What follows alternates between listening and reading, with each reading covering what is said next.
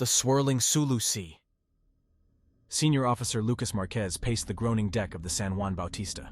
Darkness pressed in against the galleon from all four corners of his compass, as the ship rocked gently in the shallow waters of the Sulu Sea.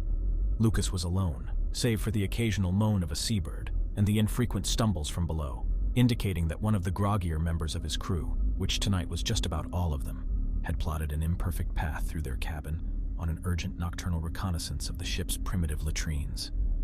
He breathed a sigh of relief that the ship's officers had their own facilities, marginally more roomy and significantly cleaner than those currently under siege by the rest of the crew, who were paying their dues on the back of a night fueled by some of the worst rum Lucas had ever had the misfortune of sharing a boat with. Leaning against the ship's taffrail, he looked down at the water below and inhaled deeply. A familiar sweet-scented aroma filled his head, a sensation he had chalked up as a mix of the heady smell emanating from vegetation a short distance away on the shoreline and the scent of this strange, unfamiliar sea. Not for the first time that day, or evening, or even during his ongoing late-night amble around the deck, Lucas's thoughts turned to the work which lay before him and his men in the days ahead. His briefing from his superiors, delivered in a side chamber of the imposing columnated building which served as Navy Command in Manila, was more vague than he would usually have liked. He understood that the crux of their mission was to gather intelligence on the geographic and cultural landscapes of the northwestern coast of the unnamed island lying just beyond the ship, which continued to sit stubbornly outside the control of the growing Spanish colony in these islands now known to the world as the Philippines. His commanding officer in the city, Salazar de Oñate, had been clear insofar as requesting that Lucas and his men observe and record population patterns along this patchily mapped stretch of coastline, paying particular attention to any discernible signs of attempted influence by competing imperial powers, from foreign foodstuffs to modern weaponry. The briefing had also stipulated that Lucas and his men should, if a viable landing spot could be found, deploy a nimble search party through largely unmapped territory in order to deliver a scouting report on living conditions in the interior and the potential combat capability of the tribal groups known to be living on the island. Hearing this second objective, Lucas felt he was in his element. He had successfully led a number of previous expeditions through uncharted landscapes and was comfortable he knew what he was doing. What's more, he had worked under Salazar's command for a number of years now and trusted the man deeply. A measured, perceptive, and highly experienced veteran of aristocratic stock, aging yet able to bring his years of experience to bear to help support his junior officers, Salazar was everything Lucas thought a senior officer should be. If Salazar thought a mission would help the cause of their glorious empire, Lucas had no further questions. As an aside, while Lucas did not like to think of himself as an indecently ambitious man, his superior had also suggested that a decent haul of intelligence from the mission would prove helpful for a young officer seeking to build their profile, which brought Lucas to the third, and by far the most nebulous objective he had been set by command. He would have gone as far as to say it had barely registered as an order at the time it was delivered.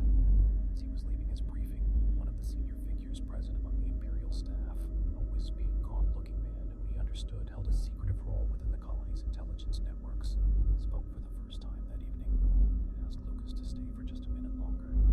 This man, Lucas now realized he was unable to name, held Lucas's gaze for an uncomfortable full 5 seconds before continuing.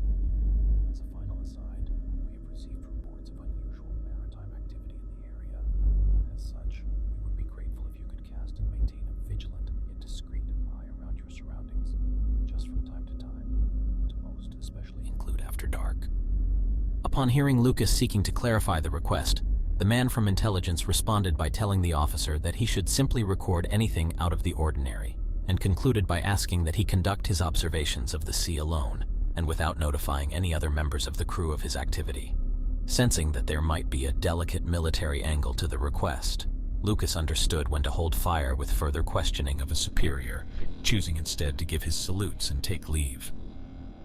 As he left the room, Lucas noticed Salazar looking unusually uncomfortable and seemingly unable to draw his eyes away from the wispy figure who had issued this third and final request. Given his reputation as a legendary judge of character, the sight of Salazar's expression gave Lucas an instinctive flutter of discomfort, but he thought little more of it as his attention was quickly reabsorbed by the hubbub and activity permeating the halls of Naval Command. Having set out just a few days later, the journey taken by the San Juan Bautista to the mission's theater of action was remarkable only for its lack of the usual unplanned setbacks which so commonly assailed naval activity in these waters. The ship's crew rejoiced that they were benefiting from what they knew would be the last few days of the dry season, before torrents of steamy water drenched skin to the bone and vortices of dense cloud played havoc with visibility. A crystalline sea shimmered in the bright sunlight, its surface broken only by the ever-frequent but always startling vaults of flying fish common to these waters. Sighting land just after daybreak on their third day at sea, the crew observed a thin strip of bright white sand, backed up by dense swaths of greenery stretching unbroken across the flat coastal plain and up into the steep, rocky crags which dominated the bulk of the island's interior. Lucas added a whimsical entry to his diary, observing that his first impressions of the island's ridge reminded him of the shell of an armadillo. As he wrote, he smiled to himself, recalling the antics undertaken by some of his men on a previous expedition in the Americas, when a real and utterly perplexed armadillo had ended up in the bunk of a crew member with a well-deserved reputation for sharp practice during evening card games. Their first day along the shoreline was spent conducting fruitful observations of the island's geography, and Lucas was pleased with the output of his two cartographers, who had been able to fill several gaps and correct a number of long-standing errors which existed in current Spanish maps of the island. The ship's offshore reconnaissance had revealed few clear signs of human habitation along the immediate coastline, though a brief plume of smoke, spotted by one of his crew rising from the thick mass of greenery beyond, spoke to activity in the interior. Amid the jovial sense of a productive first day, the men aboard the San Juan Bautista sat down that evening to enjoy their provisions in fine spirits, toasting the benevolent weather and speculating with eager curiosity on the activities of the days ahead. A veil of darkness fell abruptly across the first night of the expedition. Lucas had made plans to lead a hand-picked group selected for their competence in the art of stealth on an initial reconnaissance of the dense forest, which lay beyond the thin strip of sand before them. Whilst their visual reconnaissance of the island had revealed little, previous observational reports made by the small number of ships to pass by this stretch of the island included a number of sightings of nocturnal activity along the shoreline, including hunting parties and small-scale violent clashes between groups primarily armed with a combination of spears and rudimentary palm arrows. Lucas and his men were therefore well attuned to the value of proceeding with caution. The landing craft slipped silently through the silky waters which separated the Juan Bautista from the shore. Lucas's men were as still and silent as he had ever seen them, seeming to hold their breath as one as they traveled deeper into the darkness opening up before them. Looking around, the few members of his crew he was able to see clearly displayed expressionless, stoic faces, though he could sense a smoldering fear spreading beneath the surface. For a long, sprawling, deserted stretch of sand loomed out of the night, and their oarsmen maneuvered the boat to allow the landing party to disembark in the shallows. Lucas observed an initial hesitancy in the young faces of the crew who were positioned to be first ashore, though he knew all of the men present had served alongside him in equally foreboding landscapes, and was heartened to see them begin to file out of the craft with a determined vigor. Last out of the boat, Lucas joined the small group on the beach and silently gave the signal for his men to proceed in the formation they had rehearsed more times than any of them could count. One of his scouts, a diminutive and wiry man named José Ramirez, who sported legendary optical prowess and was alleged to have picked out a hostile, camouflaged dwarf in New Granada at 80 paces, led the way. Lucas followed closely behind, flanked by two of his most trusted footmen, with the rest of the party in column, padding softly across the narrow beach towards the immensity of green, which marked the boundary of the interior. Pushing aside thick tropical leaves, half the size of a man and dripping with steaming moisture, the men progressed slowly through the thicket beyond the beach. Cloying, sweet aromas rose up from the lush forest floor and seemed to lodge in the nose, filling the men's minds with unfamiliar scents which offered none of the calming familiarity so often derived from olfactory union with plants and flowers. A disorientating patchwork of sound assailed the group from all four cardinal directions, while the level-headed soldier in each of them knew the cries and whispers arose from the menagerie of insects and bird life in the surrounding trees. Every man had his own, more sinister interpretation of the stranger noises. A gentle yet persistent breeze blew through the gaps between the foliage, taking full advantage of the light gear worn by the landing party and forcing a collective shiver. Despite his God-given sensory gifts, even José Ramirez could see little of what lay ahead of them, as the men pushed on, sticking as best they could to the route which had seemed so simple when it was mapped out as a simple red line on the chart splayed on the deck of the galleon. After 10 minutes of stuttering progress, though it felt 4 times that to most of the group, José put a silent hand in the air and came to a dead and complete standstill.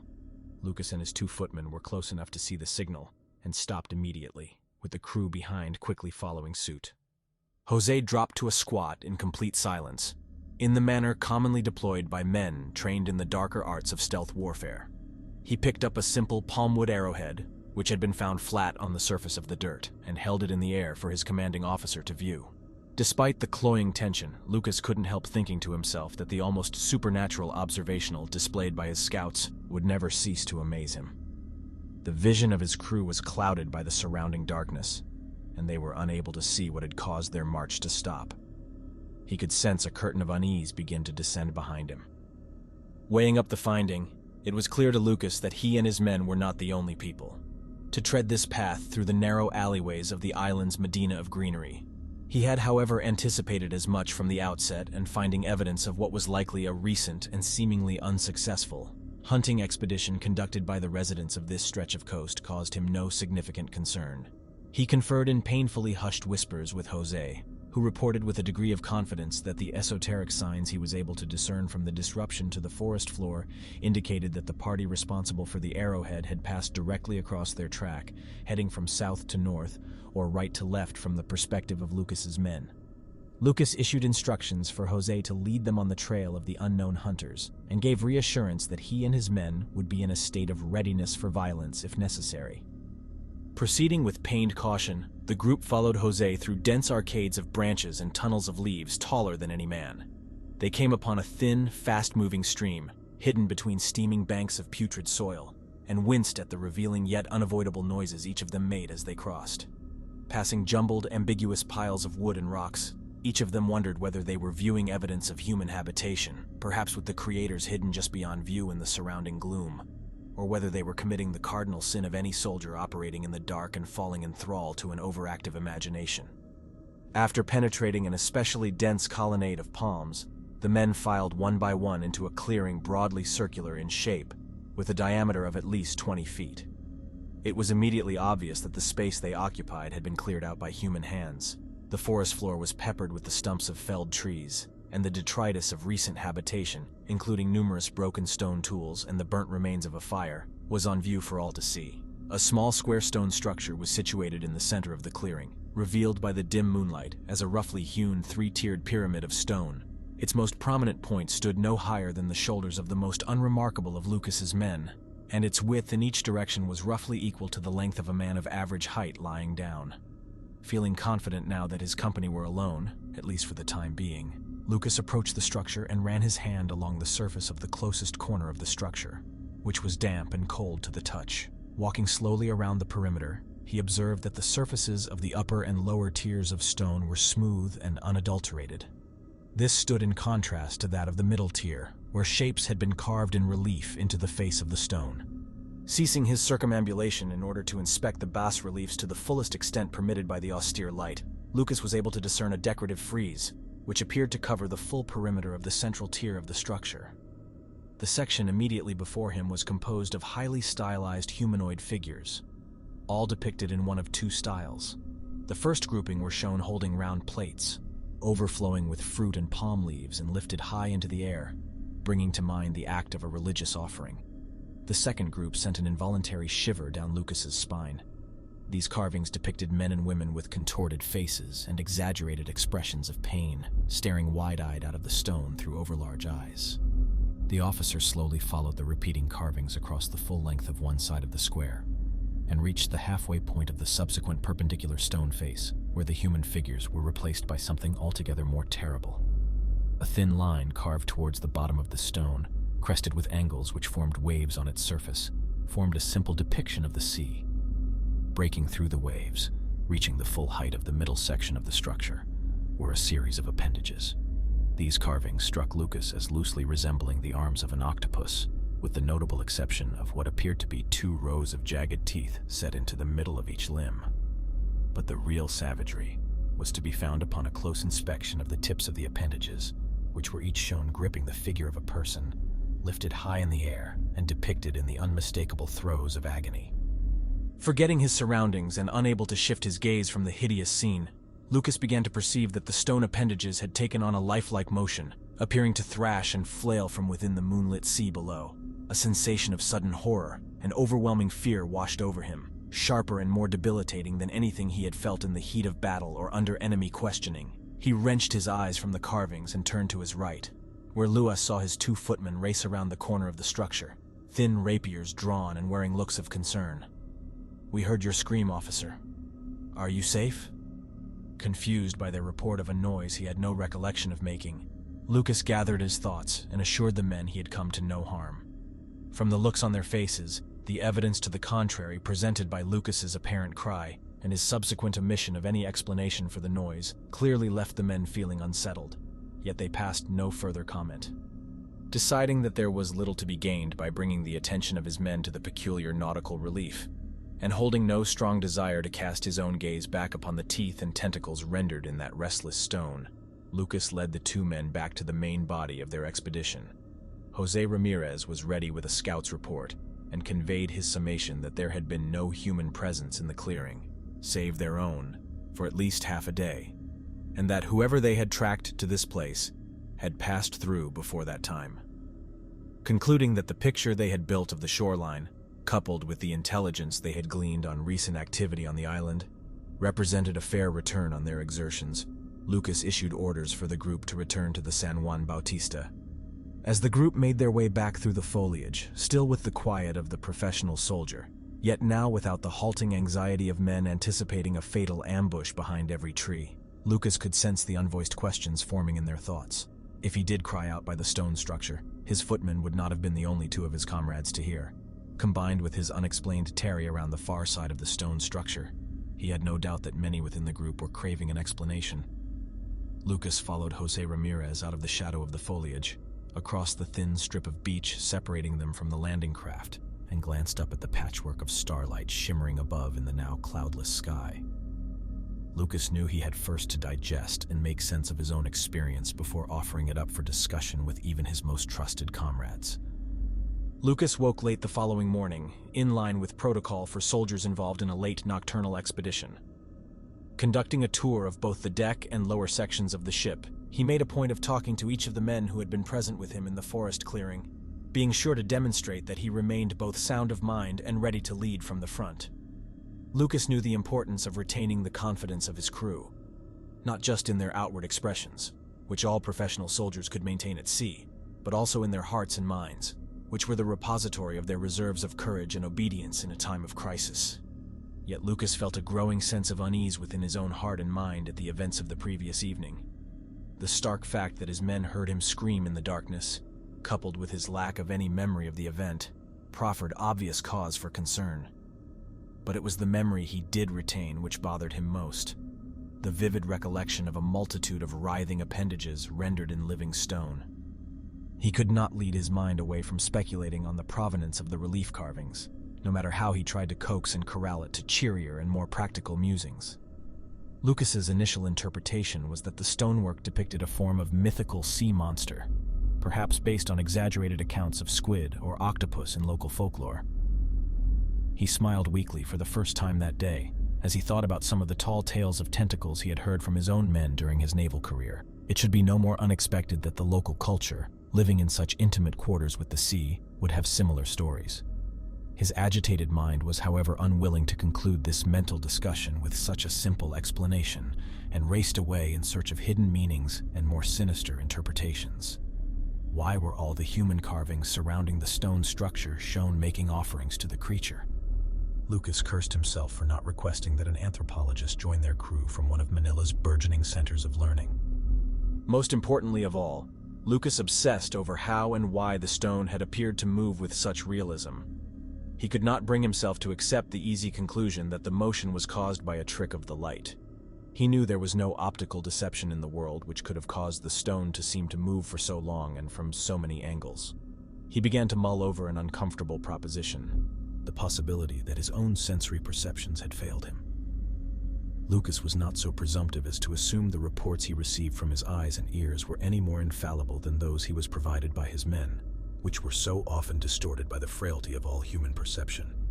Yet this was something far more troubling than a blurred sighting or a misheard word. He knew he had to give honest appraisal to the possibility that the workings of his own mind had been set awry in that clearing. Taking a slow, detailed observation of his immediate surroundings on the ship, He was satisfied that his cognitive faculties felt in working order, though he noted wryly that no man was qualified to pass a sentence on his own mental state. But if a flaw in his inner machinery had taken hold of his perceptions last night, Lucas questioned how he could be certain it would not happen again. He concluded that there was no satisfactory answer to be reached from his own internal musings, and set out to busy himself among the decks of the ship. Later that night, a rare streak of moonlight broke through a gap in the swirling cloud and illuminated a stretch of thick black water clawing gently at the flanks of the ship, drawing soft creaks and moans from its wooden frame. These noises aside, the dark space beyond was still and silent. Unable to sleep, Lucas paced slowly across and around the front half of the deck, a sense of unease seeming to rise up from the boat's bowels and into his quivering gut. He looked out across the jet-black canvas surrounding his vessel on all sides and was unable to shake the sensation of a night pregnant with sinister intent. He drew on his officer's training and no short measure of natural mental fortitude to lead his mind back into a place of calm and sensible judgment, a maneuver he realized he was finding increasingly challenging in these beguiling waters. As Lucas leant against the starboard bulwark and peered into the greenery barely visible beyond the beach through the gloom, a sound echoed across the sea behind him. A short and sudden drop, like a smooth pebble entering the water from a low height. He walked briskly to the opposite side of the boat and conducted the searching visual sweep of an experienced naval hand. While the sea rocked placidly below, as it had done all evening, he was able to register a small nearby band of concentric circular ripples moving outwards from a center point. Lucas observed the ripples until they ceased, held his gaze on their epicenter, and saw no further motion. Mentally chalking the disturbance up to a fish breaking the water's surface, Lucas returned to the bulwark and continued his vigil of the thick greenery marking the perimeter of the island, a deeper sense of unease nonetheless imposing itself upon his mind. Within a minute, Lucas heard a repeat of the sound on the sea's surface, this time closer to him and, to the best of his fraying intuition, from the stretch of water sitting just beyond the ship's bow. Pacing quickly for a second time, this time to the front of the boat, Lucas scanned the thick dark sheet beneath him and once again saw bands of ripples moving outwards. This time they were much closer. Lucas estimated no more than 10 feet from the ship's wooden hull. As before, there was nothing to observe at their center, although Lucas was convinced that he was now able to see small disturbances in the water surrounding the ripples, and the only explanation he could offer himself was that they arose from motion under the surface of the water. He watched the ripples expel out into the surrounding stillness, and jumped as he heard the now familiar sound for a third time, this time to his right in the water below the starboard side of the ship. Shedding altogether his deeply ingrained officer's preference for measured movement, Lucas ran to the railing and saw the ripples yet again, now immediately below his line of sight and sliding into the side of the boat. As he leaned over the railing to a distance, which would have given his instructors as the Naval Academy cold sweats, the ship lurched forward into the darkness, with a sharp force seemingly originating under the hull, causing Lucas to lose his footing and cling tightly to the wooden perimeter as he fell to his knees, mercifully landing inward and onto the deck. Disorientated and vividly aware of the ship rocking from the violence of the motion, Lucas put his hands on the deck to steady himself, as footsteps and voices gave notice of a group ascending in haste from the ship's bowels. Rushing out of the hatch and onto the deck, one of Lucas's most trusted footmen, Ramon Buendia, was at the head of the group, and was therefore the first to witness the stark sight of his officer struggling to get to his feet. Ramon ran to the ship's railing and offered his weight to lean on as Lucas righted himself. Confusion mingled with concern as Ramon registered the rare sight of fear in his superior's eyes. "What happened, sir?" was the only question he could proffer, but he knew before Lucas answered that this was a mystery which currently remained unsolved. "As of now, I am unsure, Ramon, but whatever it was seems to have abated. I am ordering an observation covering the full perimeter of the ship, which will last until sunrise, when we can conduct an inspection of the water surrounding us. My suspicion is that atmospheric conditions triggered a violent disturbance of the currents which surround this island." "These are strange seas, officer," came a voice from further out on the deck, which Lucas recognized as that of the ship's cook, a man predisposed to superstition and jumpy behavior at the most sterile of times. The officer in him knew he had to quash any sense that the night's happenings were anything other than readily explained through natural phenomena, and therefore proceeded with delivering a thorough dressing down, which was in a tone sharper and harsher than he would have usually permitted himself. Listening to the unmistakable flash of anger in his officer's fraying voice, for the first time in their years together, Ramon was struck with a sense that Lucas did not feel entirely in control of their situation, a realization which was both unfamiliar and unsettling in equal measure. A hollow feeling of foreboding began to take root in the depths of the man's stomach. The soldiers took their positions around the perimeter of the ship's deck and maintained a skittish vigil. The atmosphere had quickly become thick with fear, and the men seemed capable only of exacerbating the worries of their comrades. Every noise from within that cloud of darkness which cocooned the boat triggered jumpy glances and weapons drawn on instinct. The piercing shriek of passing gulls, as familiar to these hardened men of the sea as the bleat of a ewe to a hill farmer, sent shivers down spines and sparked startled backward steps. Sudden and ambiguous movements within the surrounding currents repeatedly drew a rush of men to the edge of the hull, peering sightlessly into the gloom before offering each other convictionless assurances that the culprit was nothing more remarkable than a fish breaking the water's surface. At the point in the night when the darkness seemed to have thickened into its most impenetrable state, a sharp cry from the rear of the deck turned all heads.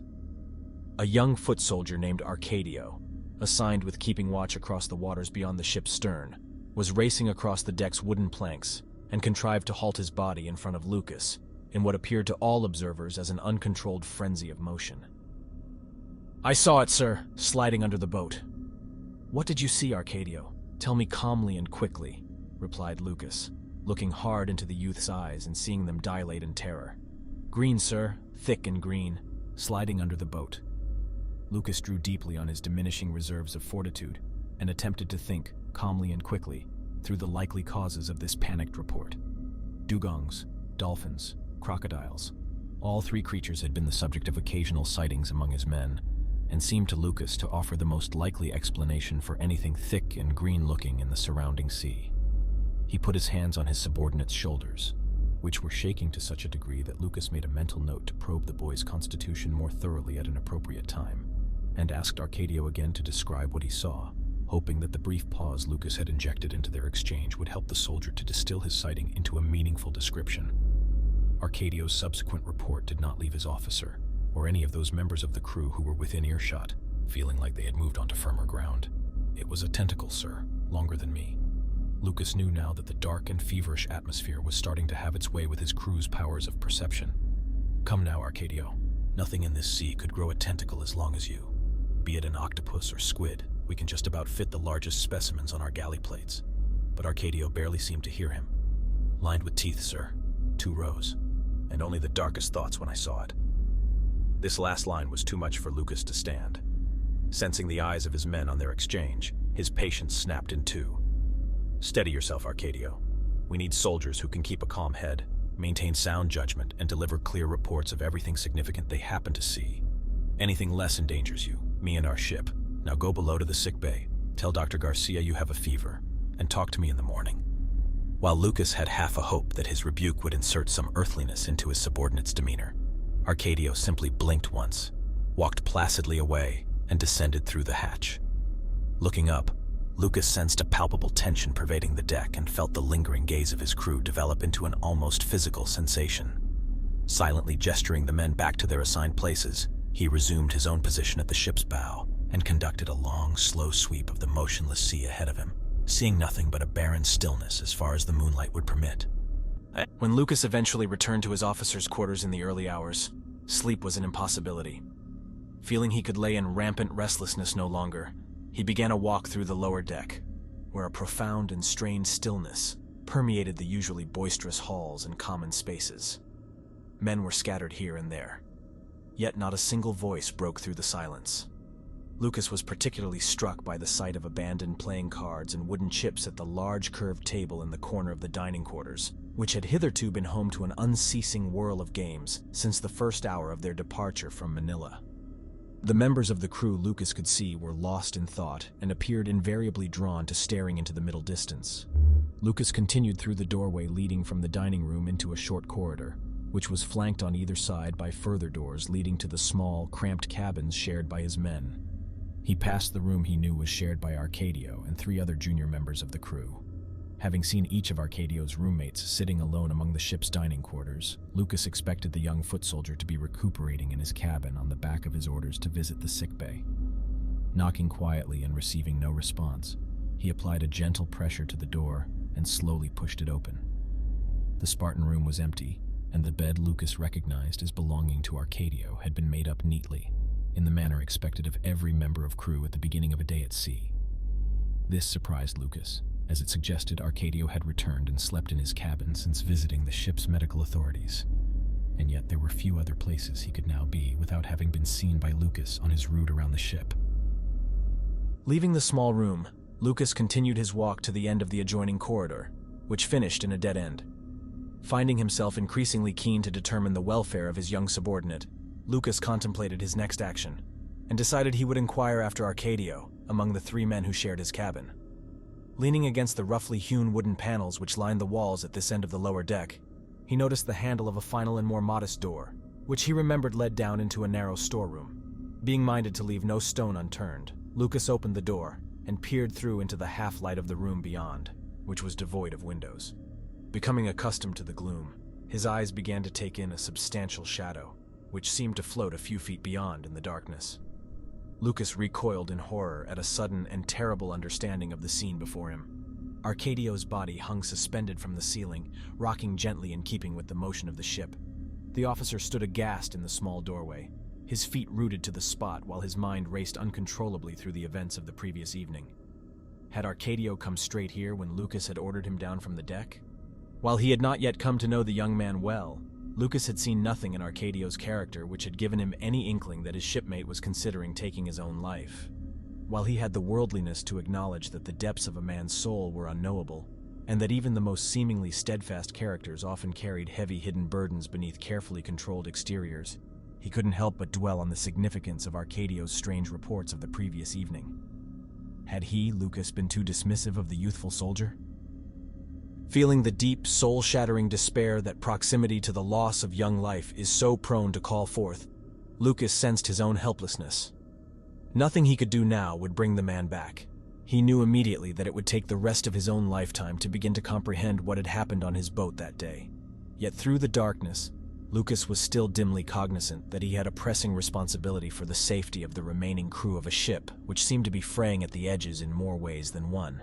He landed on a makeshift plan to summon the ship's medical officers and requested that they effect a dignified and discreet removal of the body in advance of a full burial at sea the following day. Lucas knew that announcing the young man's death in the immediate climate had the potential to irreparably break their remaining communal morale.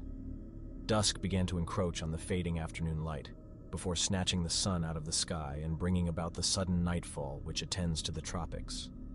Mulling over the events of the preceding 2 days, Lucas had come to the only decision he could countenance. He was going to order that the ship make an immediate return to Manila, after which he would communicate the news of Arcadio's death to his men.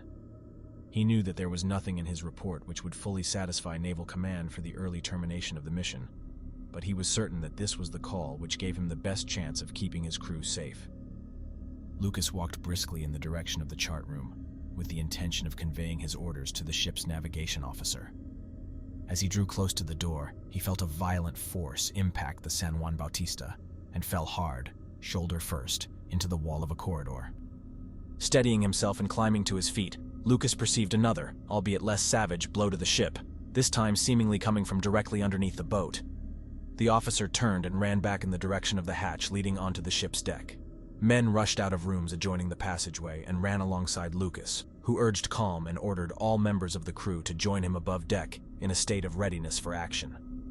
The first group, with Lucas at their head, flung themselves through the hatch and looked out, wide-eyed, at the surrounding sea. While adrenaline coursed through the group, the boat remained unmoved since the second violent blow, while an unsettling stillness seemed to roll in out of the surrounding darkness and hang heavily in the air around them. The sound of ragged breathing pervaded the deck and began to recede into the enveloping silence as the men recovered from the mad dash. Knowing they could not afford to ignore any assailant, natural or otherwise, which was able to rock the San Juan Bautista with the force he had felt just moments prior, Lucas began to issue orders for a second vigil of the surrounding waters, which he expected would last the night. Taking up positions across both sides of the deck, the atmosphere among the men on the ship was thick with trepidation. A persistent, mocking breeze, so rare in these waters, blew over the railing and irritated their fearful faces. Patches of cloud raced across the sky, causing the surrounding sea to be periodically plunged into almost total darkness as the light from the moon was extinguished. The silence which enveloped every watching soldier was interrupted only by the heavy, anxious breathing of a nearby comrade.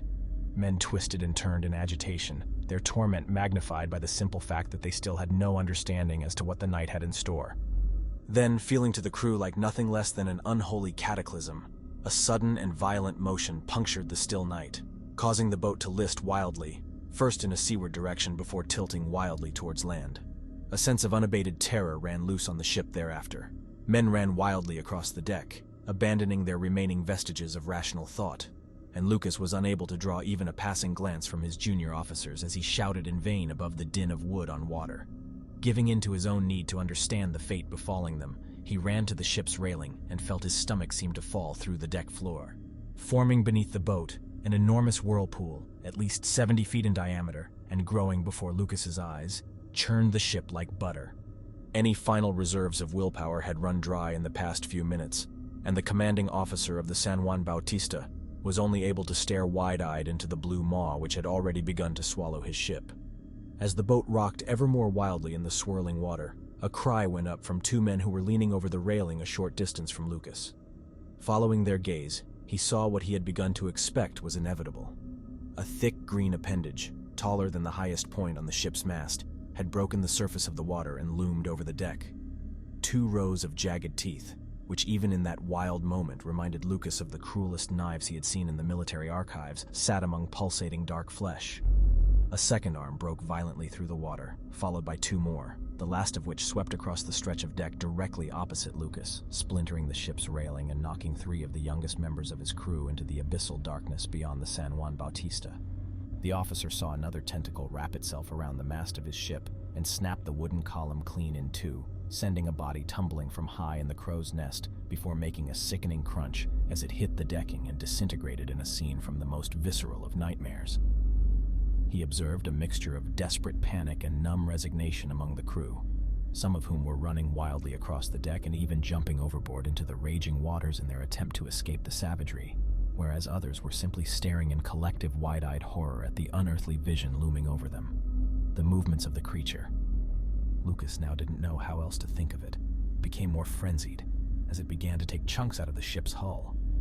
Yet more terrible still, he saw men impaled on the long, evil teeth set into the depths of their tormentors' appendages. In his final moments, Lucas became aware that one of the creature's arms had risen high above the center of the deck. He saw it crash down through the black sky and cleave his ship in 2. The bow tilted violently forward, giving Lucas a direct view into the chaos at the center of the maelstrom at the same moment that he lost his footing. Reaching wildly for any part of the ship to hold on to, he felt his body thrown forward into the chasm of space above the whirlpool. He looked downwards as he fell, and was overwhelmed with the purest distillation of terror as he saw a round, fleshy mouth emerge from the water, lined with 3 rings of black teeth. Time and motion seemed to slow as his wide and wild gaze drank in the horror he was hurtling towards. Lucas was cognizant, somewhere, that these were his final fleeting moments. The cruel mouth below him stretched to become a wide, yawning maw, and as he looked into the blackness within, Lucas perceived a whirling reel of memories, which he knew with certainty were not his own. Other, equally horrific scenes of impending doom, of bodies on the brink of being torn apart by the same jagged teeth, now just a few feet below him, appeared simultaneously before his eyes. A sailor tipped overboard from a boat adorned with Chinese heraldry, the design of which Lucas knew dated to hundreds of years before his time. A naked tribesman paddling a wooden canoe which was thrown high into the air by a green appendage. A woman, clothed in what appeared to be animal skins, was bound tightly in palm fibers and thrown into a raging sea by 3 shamans. Lucas shared in each of their terrors, and in his final thoughts, knew he was about to join this lineage of death, stretching back to time immemorial. He closed his eyes, felt his flesh tear apart, and was no more. Pacing a committee room at the Spanish naval base in Manila, Salazar de Oñate appeared to be in a heightened state of agitation. The one other man present, a familiar and shadowy presence from colonial intelligence, placidly observed the military commander's movements from a simple wooden chair, his features bearing no expression at all.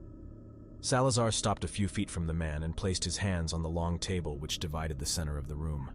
His eyes had taken on a wild and incensed quality, which none at the base had hitherto seen in a man who was widely perceived as the platonic form of composure. 90 days, he yelled. 90 days since we last established contact with the San Juan, a ship crewed by some of our best men and greatest patriots, commanded by a leading light of the Spanish Navy. Yet I am obstructed at every turn from taking any action to ascertain the fate of our men and, God willing, bring them home. The intelligence officer initially seemed not to hear Salazar's impassioned outburst, slowly wringing his hands in a way which suggested absent-mindedness. Long seconds passed, bathed in tension and silence. Eventually, in a deeply measured voice, seemingly directed to the room at large rather than the only other man in it, he explained that the case would be investigated as part of a classified operation. Continuing to look straight ahead at a blank stretch of wall, the man added that he was unable to share any specifics with Salazar or authorize any further action at the present time. 2 days later, Salazar de Oñate had begun to make arrangements to return to his familial home among the olive groves which cover the hills of Spain's Sierras Subeticas. He had reached a joint decision with Navy Command that it would be best for all involved if he saw out his final year of service to the Spanish crown in an advisory role back in Europe, before beginning his retirement earlier than expected. Men with a channel into the discussions gossiped that Salazar had, for the first time in his career, permitted himself to display a vivid outburst of anger. Rumors swelled that he had threatened to tender a very public resignation if the Empire did not commit to sending an immediate and fully resourced mission to determine the fate of the missing crew of the San Juan Bautista. Still murkier speculation suggested that Naval Command had, in turn, demanded Salazar's immediate silence on the matter, with an alleged threat made to the safety of his son, currently serving with distinction in the Americas. Little was heard from him again,